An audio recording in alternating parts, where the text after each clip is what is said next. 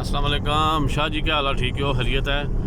शाह जी अस man Chakwal road तो आ रहे हो तो ए मिलने जी, ठीक है। मैन डबल रोड ने ठीक हो गया जी। ए फ्लोर मिलने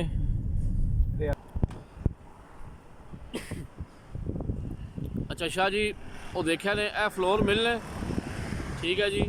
वो पिछे से कोठी बनी है रिहायश, वो भी इसने विच ने ठीक हो गया जी। ये 14 कनाल जगह ही है, ठीक हो गया। मैं क्या तुझे दसना है, मैन रोड जा रही ठीक है जी।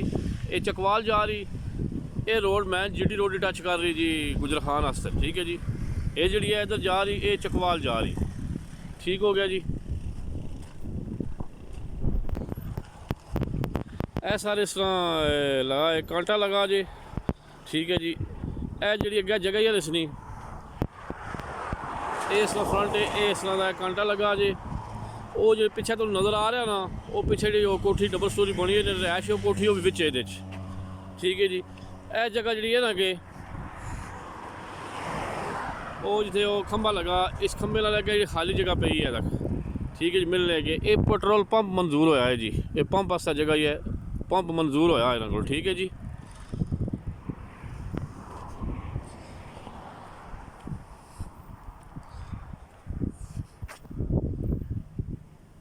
बाकी है जनाब फ्लोर मिलने, ठीक है जी। 14 कनाल जगह जे, इसका 660 मन का डेली का कोटा भी मंजूर है, कोई लोन शोन ने बिल्कुल क्लीयर है।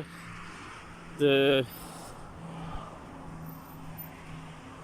ए नज़र मार लो जी, ठीक है ना जी। वो पिछे से रिहायशा भी नहीं, पूरी कोठी बनी है पिछे जी, ठीक हो गया जी। इस जगह जी सारी लोकेशन है जी, फ्लोर मिलने, ठीक है जी। 660 ना कोटा ने इसका, ठीक है जी। ऐसी पंप की जगह ने